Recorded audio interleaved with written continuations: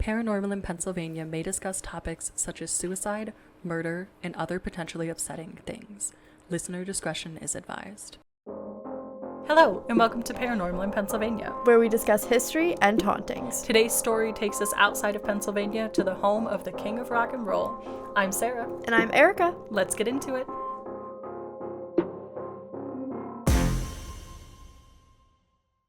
So today we are talking about Graceland in Memphis, Tennessee. Yes, which I'm actually really excited to talk about. We went to my grandparents and I went to Pigeon Forge, Tennessee, and I really like that area, and I always wanted to see more because the Smoky Mountains are there and they're just like gorgeous. Yeah, Memphis was a really cool experience. I went here for my grandmother's 80th birthday because she is a huge Elvis fan.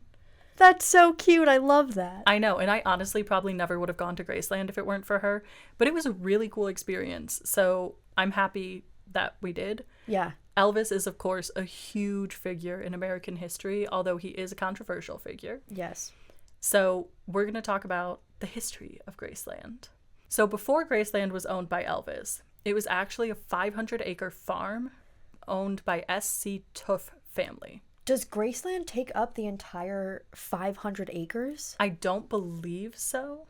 Okay. But they do have on-site, like a horse farm, a racquetball court, a recording section. So it's an estate. Oh, okay. Okay, so when you say like racquetball court, and apologies if you're going to get into this, but like do people use it now? Like do people go, is it open to the public? No. Okay. It's only open to the family. Ah, that makes sense. And I honestly doubt that they use it because they had like artifacts in the glass cases there. Yes. But they used to use golf carts to get around. Yeah, because that's how big it is. Yeah. So it is big. Huh. Yeah. What a life. I know. I'd like my own personal golf cart. Right. And an estate big enough to drive it around. Yeah. In 1939, Ruth Brown Moore and her husband. I'm just imagining you like in your current backyard, just like up and down the hill, like it's not quite Graceland. Right. That would be funny. You come over, you're like, what did you do today? Just drove around. You're like, what? The street? No, get this. I bought a golf cart and I'm just driving around my yard. Oh, that's great. In suburban Pennsylvania. That'll make my neighbors love me. Oh, yeah. Oh, yeah. Oh, man. So in 1939, Ruth Brown Moore and her husband, Dr. Thomas Moore, built the mansion on this property. Oh, they built it together? Well, like, they had it commissioned. Oh, gotcha. I was like, wow, a doctor and a contractor. Yeah, so impressive. cool. What can't he do? And then in 1957, Elvis purchased the home and the grounds for just over $100,000 when he was 22 years old. Now, I know this was 1957, so I'm aware that obviously housing prices were different. Is that expensive at the time? Because obviously to our ears, that's pretty cheap for a mansion. Yeah, so I think he did get a good deal on it. Okay. Yeah, especially for the size of the grounds. Okay. And he was only 22 years old. Oh my God, yeah. I didn't even really pay attention to that fact. That's really young. Yeah. Over the time that he lived in the house, many, many people inhabited it. Notably, his family, his wife, Priscilla, which became his ex-wife. Right. And then Lisa Marie, his daughter. The house has really eccentric decor, and I don't know what I was expecting, but like this is Elvis Presley's house. So, yeah. Duh. The living room is jungle themed. Which is really interesting to me, and I wonder if that is just like a common thing in mansions. Do you remember when we were in Savannah? You're right. In the Williams house? The Mercer Williams house? Yeah. There was like a jungle themed either like section of the room. Yeah. Or room. And I don't know if maybe that was like a thing back then. I wonder. I think it said he was like inspired by some Hollywood stuff. Oh. Because like he was also a movie star. So I think that's what did it. Yeah. Then when you go downstairs, I like literally couldn't believe it. So throughout the house, there's tons of mirrors and obviously like 60s and 70s colors. Yes. But the basement, you like go down the stairs and on one side, it's what I was calling the pit room because it was blue and gold. But it had mirrors on the top half of the walls and the ceiling. The ceiling was a mirror? Yeah. That is interesting. And then, so you walk out of there, I was like, wow, there must have been some crazy parties in here, especially because we know that Elvis did drugs. Yes. You walk across the hall, and the room has pleated fabric. It, like, comes together in a circle and a point in the center of the room, and then the pleats go all the way down and fan out. So it's not wallpaper, it's literal fabric. That is a really interesting concept. Yes, it was very, very interesting. Yeah. So definitely eccentric taste. I mean, what else would you expect? Right. But like I said, the property had tons of other stuff. Racquetball court, Vernon's office, who was his dad, a shooting range, stables, a trophy room, so much. It seems like he just added on and on. Yeah, and it's funny because we talk about him being eccentric, and I think you hear about, like, millionaires and billionaires and just people who have a ton of money being eccentric so often, and I think it just kind of clicked in my head because they have money and can spend it on these, like, insane, maybe not even insane, maybe that's not the right word, but, like, really unique design things. Right. Anything he wanted, he could have.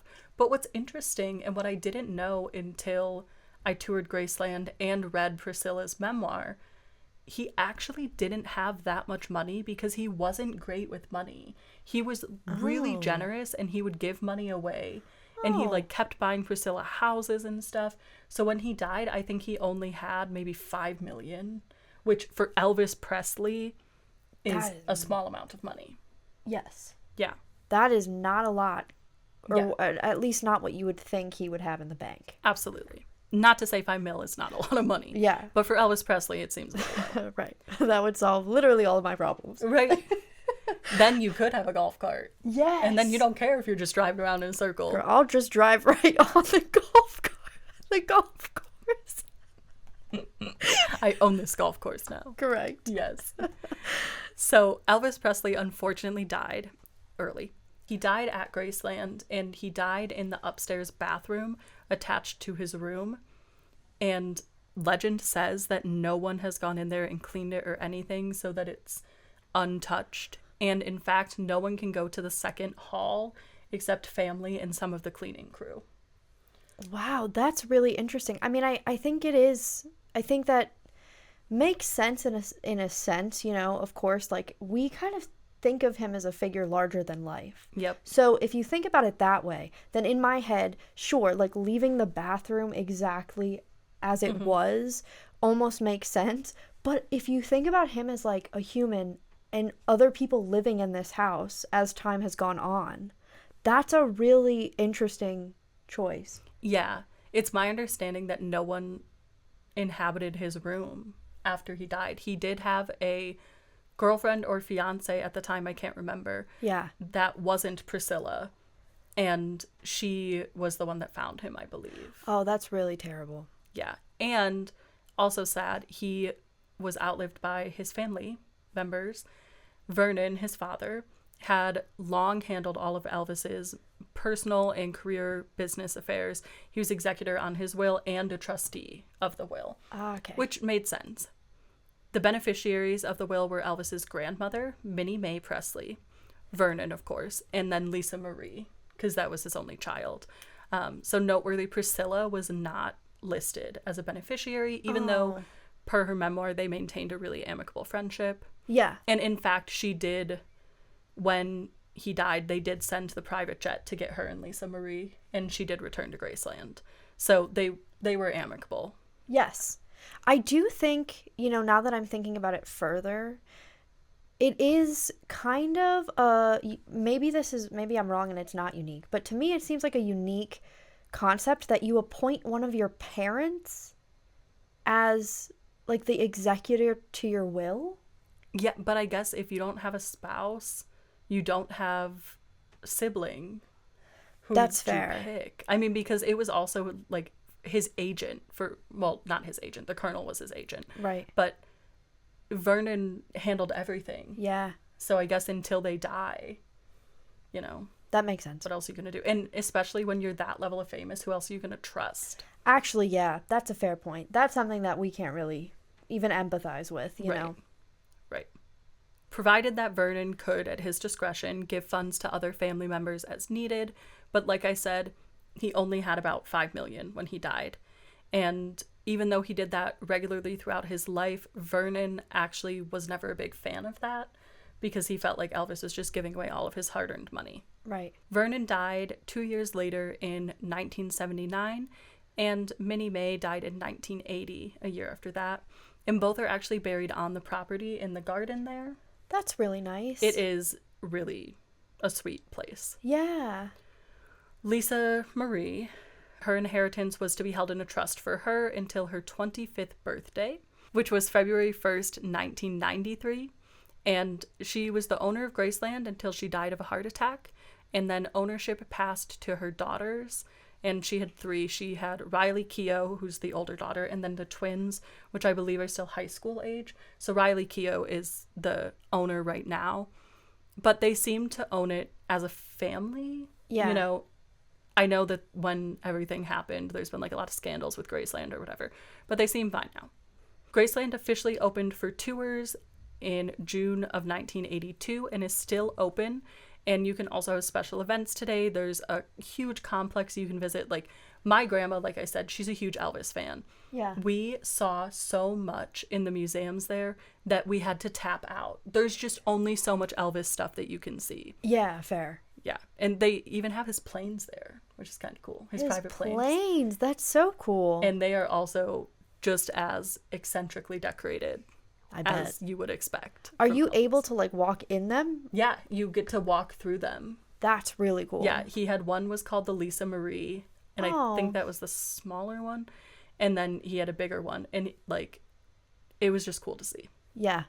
You can imagine what happened on the planes, like the parties and stuff. Yes. It is no surprise, with all of this history, with the King of Rock and Roll dying here, that it's haunted. Yes. Family members of Elvis have claimed that he remains there.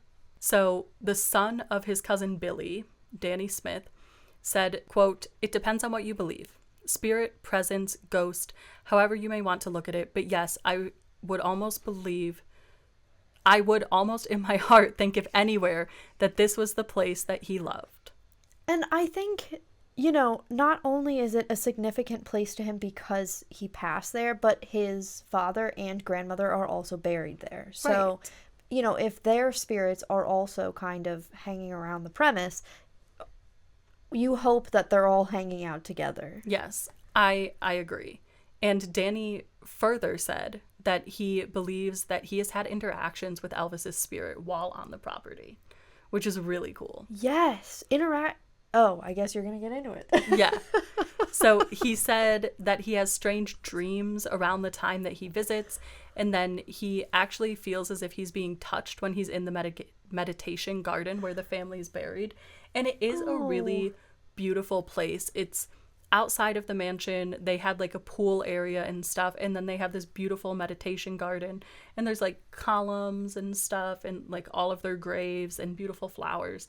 So it's a really moving spot. Yes. You know. He said that his father actually left Graceland because he felt that Elvis's presence was still there. He would even wake up and hear Elvis calling him from the upstairs room. Which is terrifying, I think. I mean, there's the concept of, I know this is a little bit different, but there's the concept of like mimics. Yeah. Which can be a really terrifying experience where you think you hear someone that you know / knew calling you from a different part of the house. I mean, it's obviously even scarier when people are still alive, but I think even if this isn't like a mimic type spirit, Right. even if it is actually Elvis, that's gotta be jarring. Yeah, I think so. I think definitely. And to hear it multiple times makes it very real to me.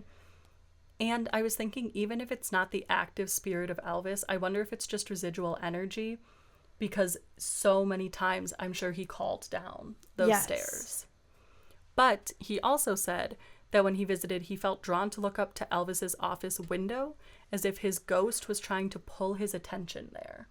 That's really interesting. I don't know that we have seen a pull like that before. Yeah. Where you like are drawn to look somewhere specifically. Yeah, and his office was on the second floor with his bedroom where he died. So I do wonder if he's like, hey, I'm still up here. Yeah. Yeah. His ex-wife Priscilla also claims that the spirit remains there. She was quoted saying, it's 45 years since his passing and I still can't believe it. I still think he's here. I still feel him here. I go in Graceland, I feel his spirit. It's honest God's truth. I know he's living there. And to me, to say something like that so definitive, we've had multiple family members say that he's there. And then she goes further in another interview to say she's actually seen him walking down the stairs and that she hears phantom piano playing when she's there. A full body apparition of Elvis, to me, that gives more credence to what she's saying. Yes. Because that's a heck of a thing to make up. And I don't think she is. No. It was very clear from reading her memoir and even like watching these interviews of her that she still really, really cares for him. Yes. So I don't think that she would, just say these things. Yeah. And so I think that's really interesting. And it must be nice, I think, for his spirit to know that other people, the people that he's cared about are kind of still around. Yeah, I agree. And patrons have also supported these claims that he's still there, saying that he can be seen standing near them in the reflection of display cases, which must be a wild experience to have. And I wish I had had it. Like, imagine you're standing in Graceland reading about Elvis Presley's costume and you see him behind you. I'm sure you wouldn't even think it's real. No, or you would think it was an impersonator. Right. Wow. Some say you can even hear his spirit softly singing from the second floor, which, remember, is closed to the public. Yeah. And I think that one's a really sweet one. Yes. That would be a nice thing to hear. Yeah. And staff have reported seeing him standing in the jungle room. And so that was like his living room area. And he notably recorded one of his albums, some of the songs, on a landing between the kitchen and the jungle room. So not only was it, of course, an area that he would have frequented, but it's an important like music history location. Yeah, that's really cool. I think that one and the singing thing makes me kind of happy. It seems like his spirit might be in a gentle, peaceful place. I agree. And I think because the house has been kept in the family, that plays a big role as well. Yeah, true. But like you said, he's surrounded by people he loves. Notably, people have reported that his mother haunts the property. Staff and visitors have claimed to hear her voice. Additionally, there have been strange occurrences in her bedroom, like things moving on their own. And some staff think that it's Gladys trying to send a message to the living that she's still there. Yes, which makes sense. We've talked about this before. I think that, sometimes small things happen and to us it just seems very tiny, but to the spirit who might be trying to move these things or do these things, it's like their full force. Yeah, full capability. And it's my understanding that Gladys was a bit shy in life or kind of shrunk down from the limelight. So maybe she just doesn't want to cause a huge ruckus. True. So the second floor clearly is the most haunted floor. Staff have to go up there to clean, but of course they don't go into the bathroom. But staff have reported feeling like they're being touched when cleaning the second floor. Oh. Specifically, one staff member said she felt someone brush her cheek while she was looking into Elvis's room for the first time. I know. That's kind of a crazy one. Yeah, and he was known to be like quite a womanizer. Yes. So he's like, hey. Hello. And it was a female staff member. Staff have also commented that items move on their own around the room and that there's phantom voices in the house. People have reported footsteps in Lisa Marie's bedroom as well, and that is right above the kitchen, which is like kind of close to where Elvis is sometimes seen in the jungle room. Yeah. Just one floor up. And again, this could not be possible because people don't walk around the second floor regularly. Right. So if you're hearing footsteps up there, it has to be a supernatural cause. Yes, and Lisa Marie's bedroom is going to be an important place to Elvis. So if it is, his spirit, I think that makes perfect sense. Yeah, and they actually even have her childhood furniture still preserved at Graceland. It's not in her room, it's in one of the display rooms. Yeah. But it's clear, like, he clearly cared about her. See, and so then even like seeing his reflection in the display cases is also probable because if a lot of the important furniture I guess, which makes sense that it's in there and, you know, on display to the public. Yeah, it's like a comforting place for him. Yeah. In addition to phantom voices and phantom footsteps, staff have said that they've heard guitar playing, which is so cool. I can't imagine being there and you go home at night and you're like, guess what I heard at work today? I think it was the ghost of Elvis playing a guitar. Your family must be like, yeah, okay. Yeah, sure. Right? But how cool. Yeah. Lights are also known to flash on and off on their own, and I would think that this is because Graceland is old, but I think it's been upkept so well that this wouldn't be regularly happening. Yes, because, yeah, I agree. Especially now that it's open to the public, they have to take care of, you know, if staff, for example, are still going to the second floor to clean, then of course they're also still upkeeping the second floor. Absolutely. Yeah. People also report feeling energy throughout the house as if they're being watched or strongly experiencing certain feelings. And again, not negative feelings. It seems like it was a happy place. And again, based on Priscilla's memoir, he was a very volatile person because he was on drugs and he did have this intense stardom at such a young age. But I think overall there was probably a lot of positivity there and, you know, a lot of people involved and stuff. So it makes sense to me that he's still having a good time and like continuing to party in the afterlife. Yes, I agree. So, would you visit this place of paranormal phenomena? Oh, yeah. I mean, again, you know, any historical building is going to be so interesting to me, even if there isn't any paranormal happenings going on. But this particular place, especially with the paranormal, and especially because it seems so peaceful, I feel like I would be fine doing a private investigation. I would be fine staying there overnight. I would be okay with like being there in the dark. It just, I think it would be a really cool place. I agree. I would love it. I know that there's no way we ever could. They would definitely not be open to it. You actually can't even take like pictures or videos for any commercial use on the property. So normally I like to on our socials post videos that I took, but I didn't take any of Graceland because they are very private about it. And I get it. Like you said, you have to remember that Elvis was a person. To us, he is a cultural phenomenon. Yeah. He is a huge part of American historical history. But to Riley Keough and to Priscilla, you know, it's her grandfather and it's her ex-husband. So this is real. And they have family members buried on the property. Yes. Which you have to remember too, so. Yeah, I mean, it really is a family home. Yeah. You know, first and foremost. Yeah.